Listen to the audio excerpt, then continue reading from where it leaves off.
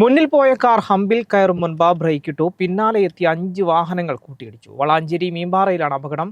മുന്നിലെ കാർ അടക്കം 6 വാഹനങ്ങൾ കൂട്ടിയിടിച്ച് 4 പേർക്ക് പരിക്കേറ്റു.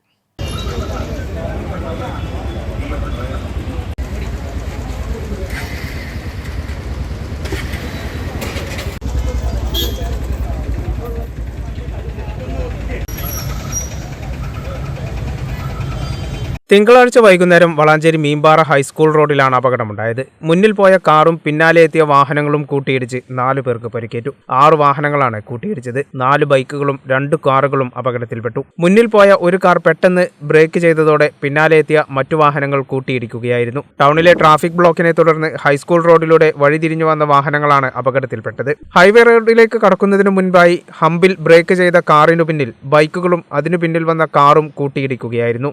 പരിക്കേറ്റവരെ വളാഞ്ചേരിയിലെ നടക്കാവിൽ ആശുപത്രിയിൽ പ്രവേശിപ്പിച്ചു. ഒരാളുടെ കാലിനും തലയ്ക്കും ഗുരുതരമായ പരിക്കേറ്റിട്ടുണ്ട്. മറ്റുള്ളവരുടെ പരിക്ക് സാരമുള്ളതല്ലെന്നാണ് വിവരം. കേരള വിഷൻ, വളാഞ്ചേരി.